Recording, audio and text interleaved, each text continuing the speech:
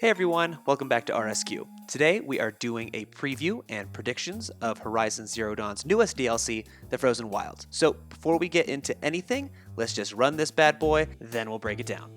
And obviously, since this is a DLC preview, there are going to be big spoilers when it comes to the main story of Horizon Zero Dawn. So if you have not done that yet, go play it. Then come back and watch this.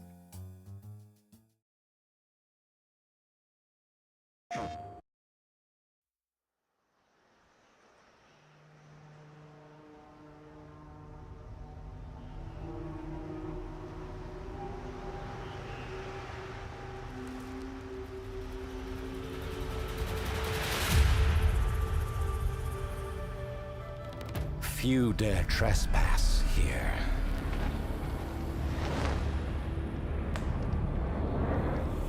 Those that do seek the glory of the hunt, to challenge themselves in a land like no other.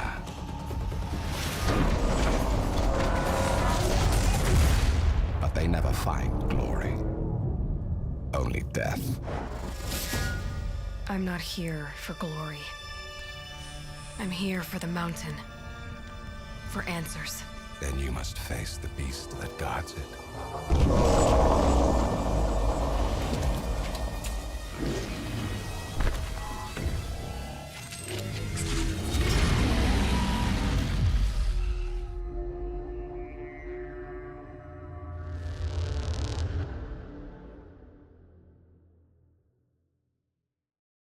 PlayStation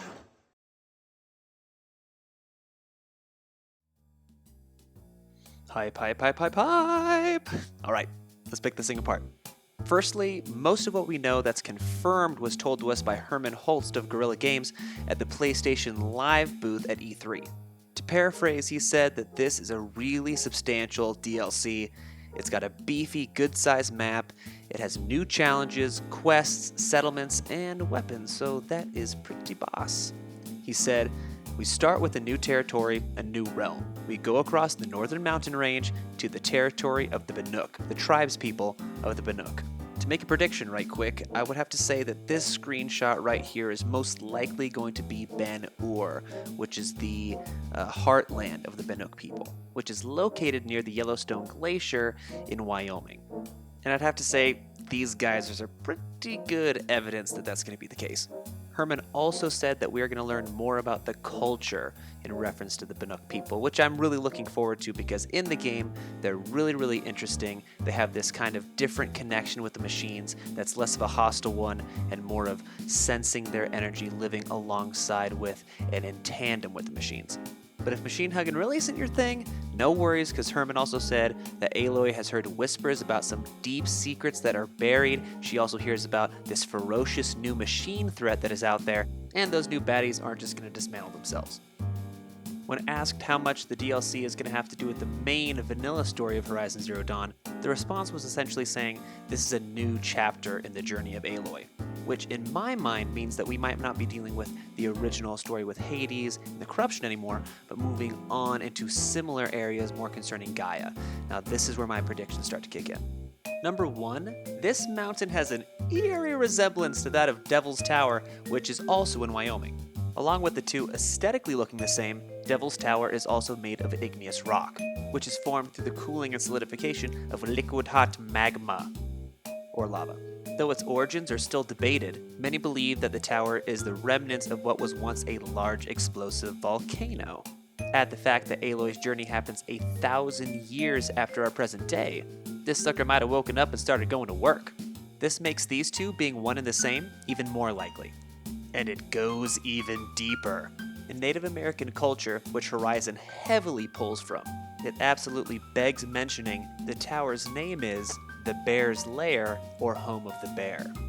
Let's take another look at this footage pulled from the trailer in slow motion. What does this thing look like to you? The low-slung head and the loose gallop, the pronounced hump on its upper back, rearing up on the hind legs to pounce downwards on its prey. Ladies and gentlemen, this thing's a bear. It's a bear machine. A basheen. Now, I would say this is the big baddie as far as the new machine threat goes. Or one of many. We could be fighting a whole army of these things. But really, I just think this is a byproduct of what the real problem is that Aloy is trying to find out and the reason why she's traveling to the mountain. As most of us know, in Vanilla Horizon, Gaia is the AI charged with the reconstruction of all life on Earth. But she is supported by a wide array of sub-functions to make this happen. The focus of the main story being Hades, essentially the reset button if all life needed to be wiped out on Earth again for a fresh start. A year before the birth of Aloy, an unexplained signal is sent to Gaia and causes her subordinate functions to become self-aware. Hades attempts to take control from Gaia and her terraforming systems, and wipe out all life on Earth again. Gaia initiates the self-destruct protocol of the Gaia Prime facility to stop Hades from taking control. She succeeds in stopping Hades, but at the cost of destroying herself. Here's why this is relevant. Before Gaia can completely purge Hades, he launches a virus, one that dissolves the codes that shackle him to Gaia, allowing his escape. This also dissolves the codes that bind all of her other sub-functions, scattering them to places unknown. I think this is the key plot point in the Frozen Wilds. In order to completely reboot Gaia, she needs to be reconnected with all of her other sub-functions, starting with Hephaestus. This sub-function is in charge of creating all machines in Horizon Zero Dawn. Through its cauldron facilities, Hephaestus made all of the machines that Gaia would need in order to revitalize and restore the planet to a livable state. Unfortunately, once severed from Gaia, not being a true AI, but becoming self-aware, Hephaestus began to see humans as a growing threat to his creations. In response, his machines became increasingly more violent and aggressive. That's when machines like Sawtooths, Stalkers, and Thunderjaws started appearing in the world. And without a true AI to control Hephaestus, it only makes sense that the machines that he creates will become more and more dangerous to humanity. This is the driving story arc behind the Frozen Wilds. Aloy realizes that without Gaia, the derangement will continue to get worse, and the only way to bring her back is to reconnect her with her sub-functions. Hearing whispers of a new, terrible machine threat, she travels north in search of answers.